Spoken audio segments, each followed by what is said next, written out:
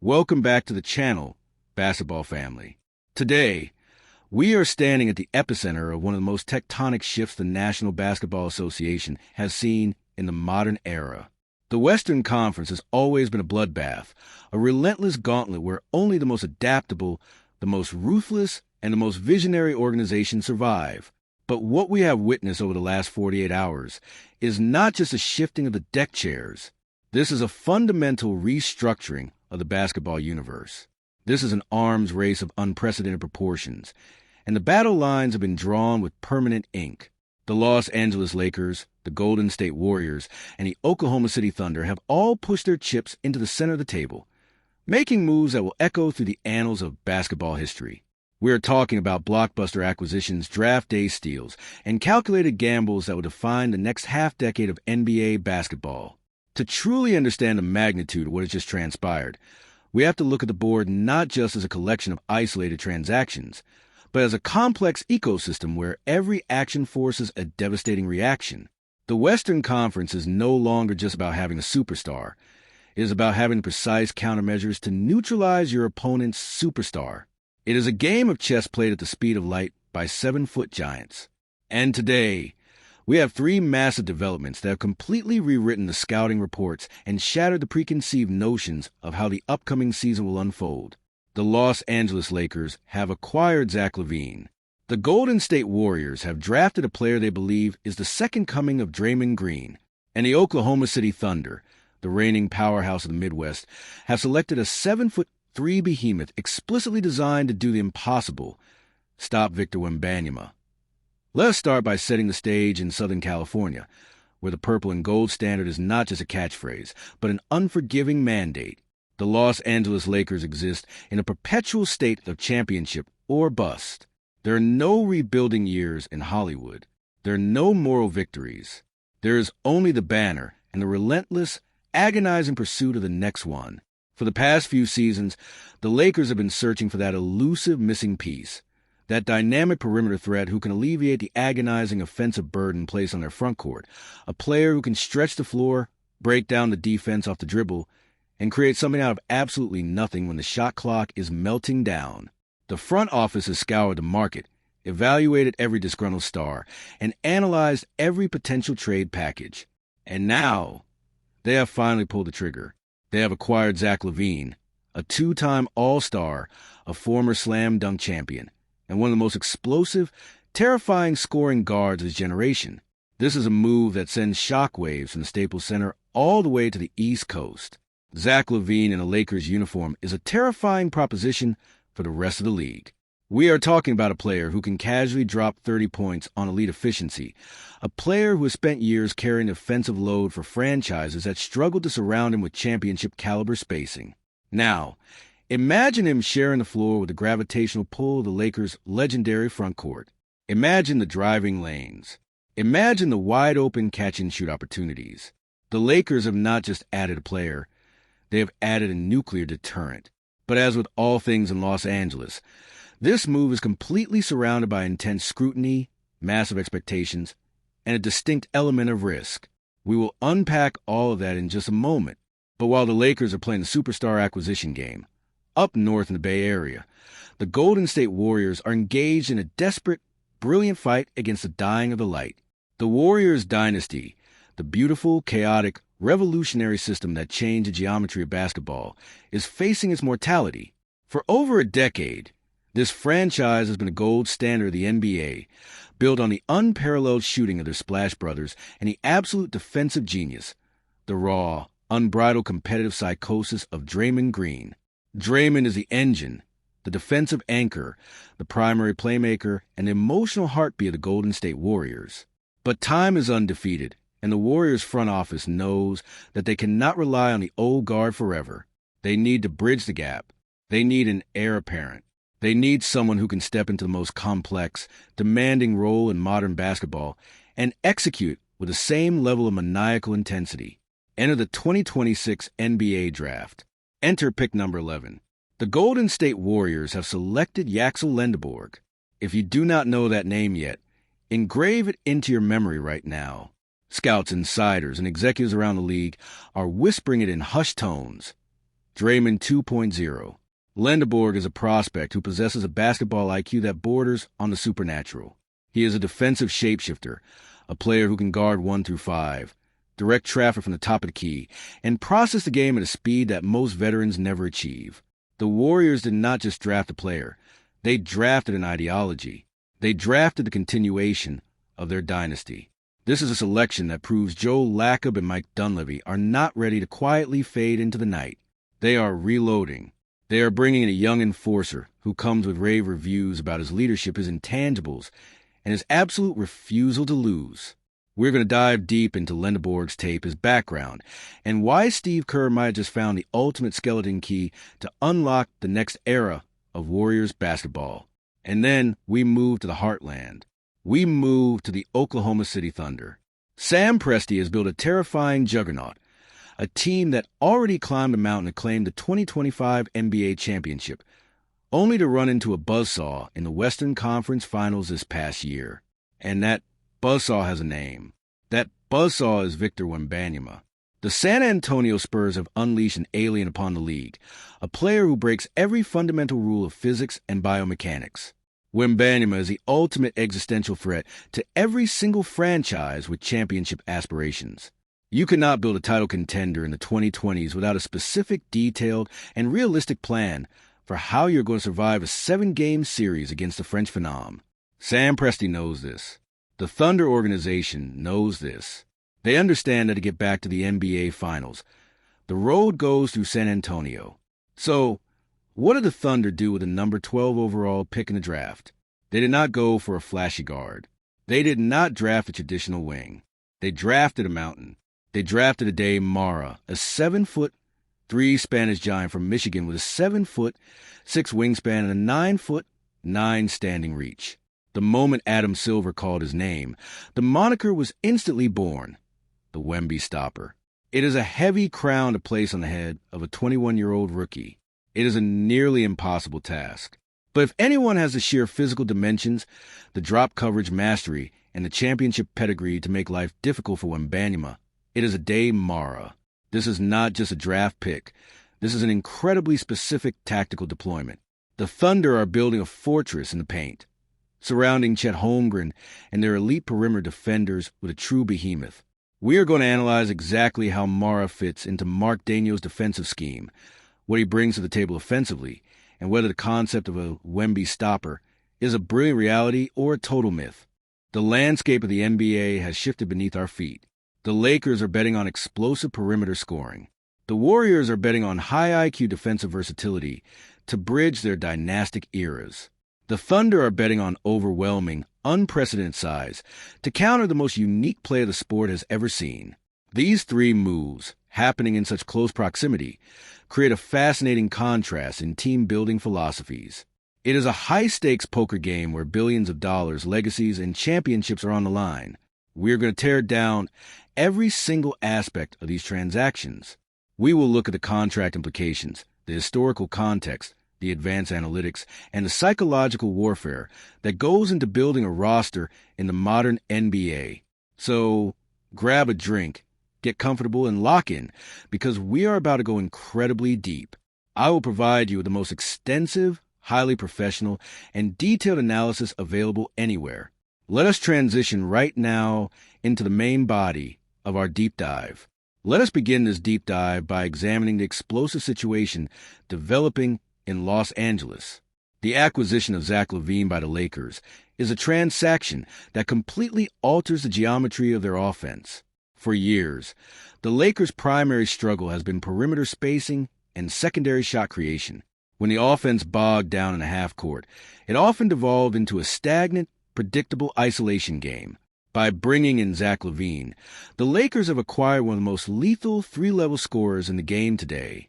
LaVine is not just a shooter.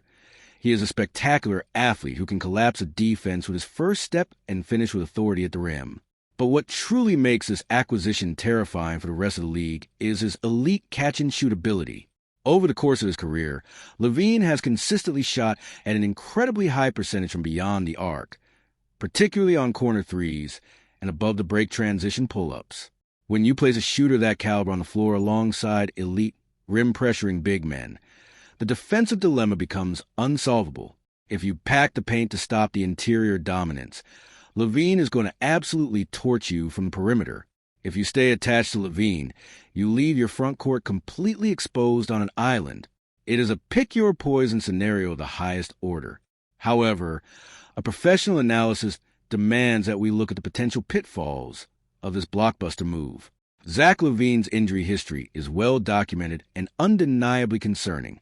He is coming off a season where a right hand injury required season-ending surgery, and his lower body injury history, including knee issues dating back to his time in Chicago and Minnesota, is always a lingering dark cloud.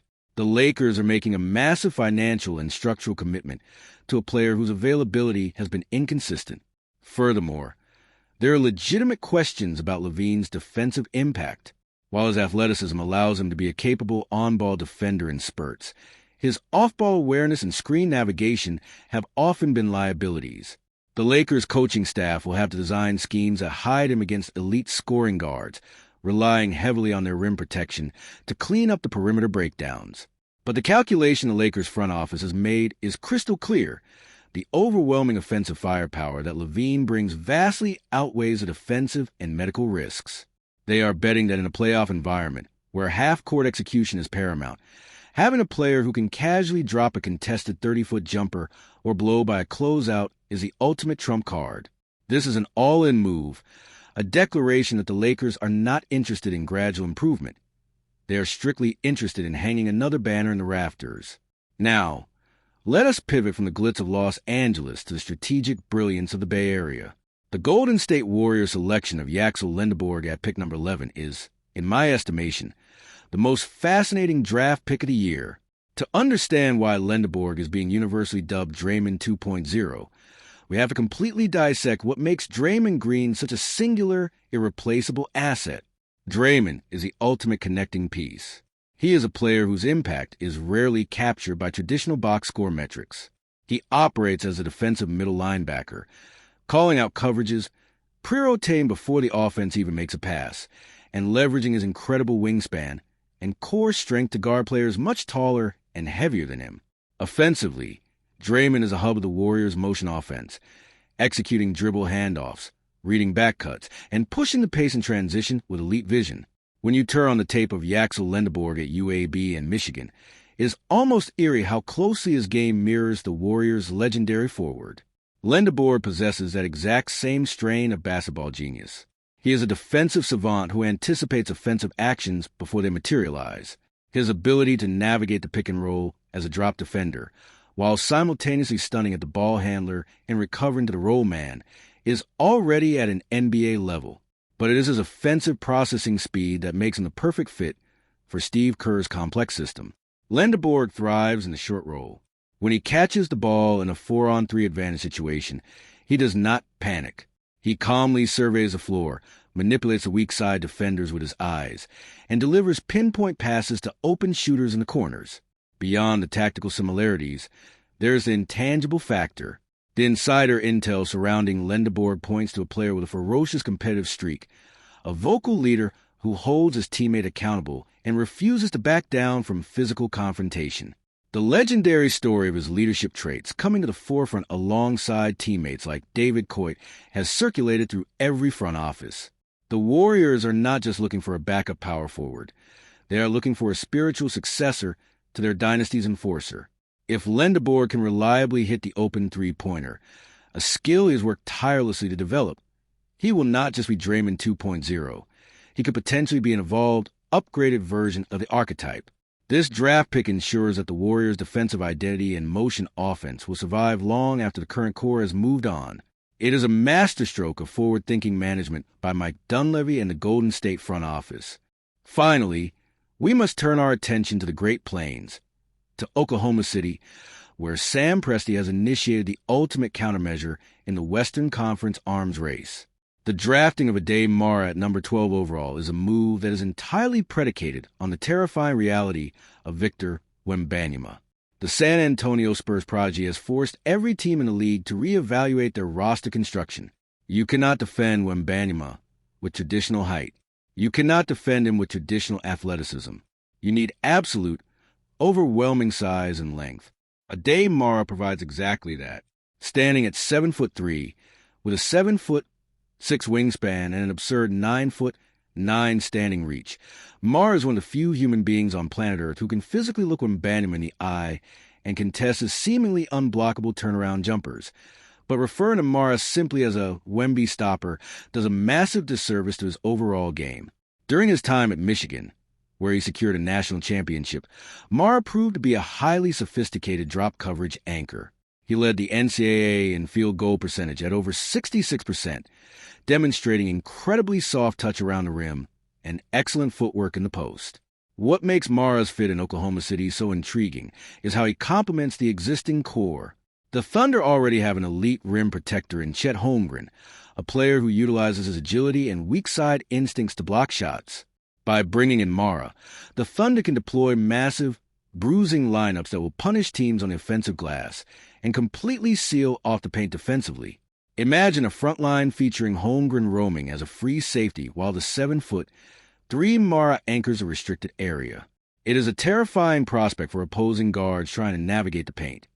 Furthermore, Mara's passing ability out of the high post fits perfectly with Mark Daniels' offensive philosophy. He is an incredibly willing and capable distributor who can find cutters like Jalen Williams and Shai Gilgeous-Alexander with ease. However, the true test of this draft pick will undoubtedly be those regular season and playoff battles against San Antonio. Mara himself has publicly acknowledged the challenge, stating his excitement and readiness to embrace the assignment. He brings a championship pedigree and a fearless mentality to a Thunder team that is hungry to return to the mountaintop. While nobody can truly stop a generational talent like Wembanyama completely, Ade Mara possesses the exact physical profile and defensive discipline required to make him work for every single point. Sam Presti has looked at the biggest problem in the NBA and drafted the biggest possible solution.